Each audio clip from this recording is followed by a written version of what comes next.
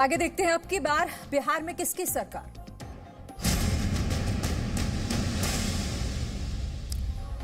और बड़ी खबर यह कि बिहार विधानसभा चुनाव के पहले चरण के लिए नामांकन जारी है। पहले चरण के चुनाव के लिए नामांकन दाखिल करने का कल आखिरी दिन। बीजेपी उम्मीदवार श्रेयसी सिंह ने जमुई सीट से नामांकन दाखिल किया। बेरोजगारी खत्म करने की दिशा में काम करूंगी, उन्होंने कहा कि खेल के क्षेत्र में जिले को विकसित करूंगी। श्रेयसी सिंह, जिन्होंने हाल ही में बीजेपी ज्वाइन किया और उसके बाद उन्हें जमुई सीट से टिकट मिला है बीजेपी की तरफ से, जिस पर उन्होंने अपना नामांकन दाखिल कर दिया है। और साथ ही उन्होंने कहा कि बेरोजगारी खत्म करने की दिशा में वो बिहार में काम करेंगी और साथ ही खेलों को बढ़ावा कैसे दिया जाए बिहार में, इस पर उनकी नजर रहेगी, इस दिशा में काम करने को लेकर। तो नामांकन का कल आखिरी दिन है पहले चरण के विधानसभा चुनाव के लिए और बीजेपी उम्मीदवार श्रेयसी सिंह ने जमुई सीट से नामांकन दाखिल किया है।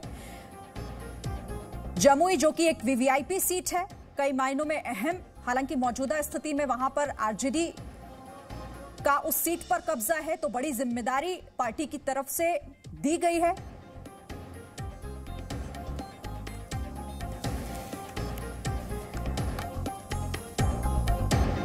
तो अंतर्राष्ट्रीय शूटर लेकिन अब बीजेपी के उम्मीदवार भी श्रेयसी सिंह इस वक्त मेरे साथ सीधे जुड़े हुए हैं। बहुत स्वागत है आपका श्रेयसी जी हमारे साथ शामिल होने के लिए, बातचीत करने के लिए। सबसे पहला सवाल तो मेरा यही है कि अब तक आपको हम खेल के मैदान में देखते रहे, लेकिन अब पहली बार आपको राजनीतिक अखाड़े में देखेंगे, तो कैसे तय किया कि अब मैदान बदलना होगा? देखिए, मेरे पिताजी का एक सपना था जिसे पूरा करने का उत्तरदायित्व मेरे ऊपर है। एक विकसित बिहार का, एक विकसित क्षेत्र का सपना हमें पूरा करना है। ऊपर से मैंने देखा इस बार जब इतने सारे युवा भाई बहन अपनी रोजगारी के चलते किसी अन्य राज्य से अपने राज्यों को छोड़कर अपने अपने घर आ रहे थे, तब हमने देखा कि क्यों नहीं युवा भाई बहन और जितने भी लोग जो रोजगारी ढूंढने के लिए अदर स्टेट्स में जाते हैं, क्यों नहीं हम बिहार को ही उतना विकसित करें, उतना इंफ्रास्ट्रक्चरल डेवलपमेंट लाएं, उतना मल्टी डायमेंशनल डेवलपमेंट लाएं कि हमारे युवा को या हमारे किसी भी भाई बहन को कभी भी अपना स्वयं राज्य छोड़ के जाने का मौका ना मिले। उन्हें अपने ही घर में, अपने ही राज्य में रह के एक सम्मानजनक जीवन जीने का हक है और यही हमारा मुद्दा है इस इलेक्शन का। श्रेयसी, हालांकि आपको राजनीति विरासत में मिली है, आपकी माँ भी रह चुकी हैं और आपके पिता का तो अगर मैं कद की बात करूं, एक बहुत बड़ा कद बांका में रहा है, पूरे बिहार में उनकी पहचान अपने आप में अलग है, तो आपको लगता है कि जिम्मेदारी बहुत बड़ी हो जाती है? हालांकि एक और बात मैं इसमें जोड़ना चाहूंगी कि विचारधारा, क्या कोई नई विचारधारा के साथ आपने तय किया है कि इस बार मैदान में, या फिर जो आपकी विरासत कहती है वही? जी डेफिनेटली विचारधारा नहीं है।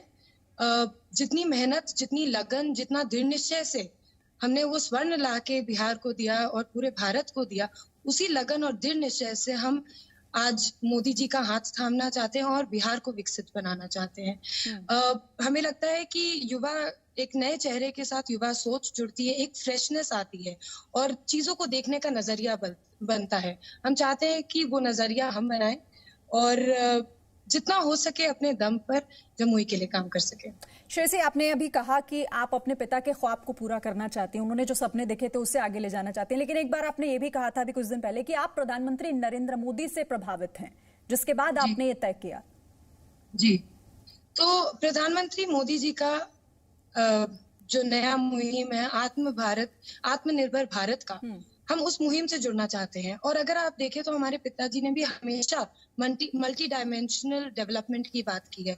जब हम डेवलपमेंट की बात करते हैं तो जैसे मैंने आपको बताया कि इंफ्रास्ट्रक्चरल डेवलपमेंट की जरूरत है, जिससे कि हमारे स्टेट में ही जॉब अपॉर्चुनिटीज क्रिएट हुए और जॉब अपॉर्चुनिटीज जब क्रिएट होंगे तब किसी भी बिहारी को किसी और राज्य में जाके काम करने का as a second state citizen नहीं मौका देना चाहिए। उन्हें सम्मान से अपनी जिंदगी अपने घर परिवार के साथ रह के बितानी चाहिए। दूसरी बात, मल्टी डायमेंशनल डेवलपमेंट की जब हम बात करते हैं तो हमें शिक्षा की भी बात करनी है। बिहार का लिटरेसी रेट डेफिनेटली इंक्रीज किया है, लेकिन girls drop out rate primary school से पहले वो भी बढ़ा है। तो मैं चाहती हूँ कि महिला की शिक्षा को लेके हम और आगे काम करें। मल्टी डायमेंशनल में स्पोर्ट्स, आर्ट्स, कल्चर ये सब बहुत सारी चीजें जुड़ती है और मैं चाहती हूँ कि हर उस लेवल पे वो काम करके दिखाऊं। जब मैं खुद स्पोर्ट्स से आती हूँ, मैं चाहूंगी कि मेरे जैसे और मुझसे बढ़ के खिलाड़ी निकले बिहार से। मैंने हमेशा कहा है कि बिहार में प्रतिभाओं की कमी नहीं है, लेकिन उनको खोज निकालने के लिए एक सही प्लेटफॉर्म की जरूरत है हमें। और जैसे मैंने कहा आर्ट्स एंड कल्चर में आप देखिए, मैं अधिकतर मधुबनी पेंटिंग का मास्क पहनती हूँ, भागलपुर सिल्क है हमारे पास, ऐसे कई तरह के आर्ट्स की चीजें हैं जिनको हमें प्रमोट करना है। तो यही सोच मेरे पिताजी भी लेके चलते थे। उन्होंने बड़े सारे प्रोजेक्ट लगाए पूरे बिहार में, बांका में भी लगे, झाझा में भी लगे। उन्होंने मल्टीपल हेल्थ कैंप्स लगाए जिससे हेल्थ अवेयरनेस बढ़े, बहुत सारे ऑपरेशंस हुए, कई स्कूल्स खुले। उनका मन था कि वो और बढ़ के कॉलेजेस और इन सब चीजों को भी बिहार लेकर आए, लेकिन उनके अनटाइमली डेथ की वजह से ये बहुत सारे सपने जो नरेंद्र मोदी जी के लाइन में आते हैं, जो उनका भी सपना है बिहार का, इन सपनों को साथ लेके मैं चलना चाहती हूँ। इसीलिए मैंने एनडीए का साथ लिया है और मैं एनडीए को आगे बढ़ाना चाहती हूँ। एनडीए की आप बात करें श्रेयसी, तो उसी से जुड़ा हुआ मेरा सवाल, एनडीए में अब टूट हम देख रहे हैं, दरार हम देख रहे हैं। आपका एक साथी जो कि एलजेपी, अब फैसला कर लिया उन्होंने कि एनडीए में नहीं रहना, तो आपको लगता है कि ये एक चुनौती होगी इस बार बिहार में? बिहार के बारे में देखिए, मैं ज्यादा नहीं कह पाऊंगी हर सीट के बारे में। 243 लेजिस्लेटिव स्टेट्स हैं, लेकिन मैं जमुई की बात जरूर कर सकती हूँ।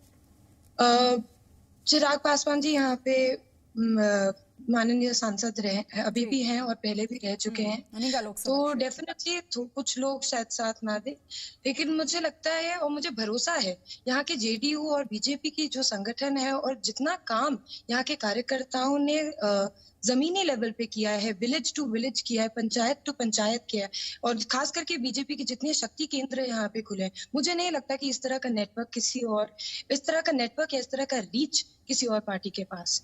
ठीक है श्रेयसी, अब मैं एक सवाल, बहुत महत्वपूर्ण आखिरी सवाल है मेरा। आपने विकास की बात की, विकसित बिहार की बात की, आपके नजर में क्या वो चीजें हैं, क्या मुद्दे होंगे जो आपको लगता है कि बिहार के लिए बहुत जरूरी है और उन पर काम होना चाहिए, और अगर आप जीत कर आती हैं तो वो काम आप करेंगे बिहार के लिए? डेफिनेटली काम तो मैं 100% करूंगी, लेकिन जिस तरह से हमने सारे डेवलपमेंट के इश्यूज अभी उठाए, कुछ तो डेवलपमेंट का इश्यू वो है, साथ ही बिहार में एग्रीकल्चर और इरिगेशन फैसिलिटीज को इम्प्रूव करने की सख्त जरूरत है। एक तरफ ड्रॉट पड़ता है तो दूसरी तरफ फ्लड्स आते हैं। हम लोग को फॉरेस्टेशन यहाँ पे एफॉरेस्टेशन करना पड़ेगा, और उससे हम अभी हाल ही में आप देखेंगे बांका के डीएम हैं जिन्होंने एक बहुत ही बेहतरीन प्रोजेक्ट लगाया है, और उसके वजह से फ्लडिंग वहां पे कम हुई। जो पेड़ उन्होंने उस जगह पे उगाए वो कैश क्रॉप्स है, तो उसी से आमदनी भी मिल रही है लोकल लोगों को। तो इस तरह के मल्टी विजन प्रोजेक्ट्स हम लोग को लाने पड़ेंगे पूरे बिहार में। मैं इन चीजों पे ज्यादा काम करना पसंद करूंगी। अच्छा, एक और सवाल मैं आपसे करना चाहती हूँ श्रेयसी, आपको बिहार की गोल्डन गर्ल कहा जाता है। एक बिहार का बेटा, आपने सुना होगा सुशांत सिंह राजपूत को लेकर खूब सियासत हुई, बिहार के बेटे को इंसाफ कैसे मिले, इस बिना पर बहुत सियासत की गई। उस सियासत पर क्या कहना चाहेंगी आप? जी, मैं उस सियासत पे बिल्कुल भी कमेंट नहीं करना चाहूंगी। सुशांत सिंह राजपूत एक बहुत ही बेहतरीन एक्टर थे, और उससे बढ़ के मैं अक्सर उनको सोशल मीडिया पे फॉलो करती थी, उनके कई लाइव प्रोजेक्ट्स को देखती थी। वो बहुत सारा समाज के लिए उन्होंने कई तरह के काम किए थे, चैरिटेबल काम किए थे, उन्हें एस्ट्रोनॉमी का इतना शौक था।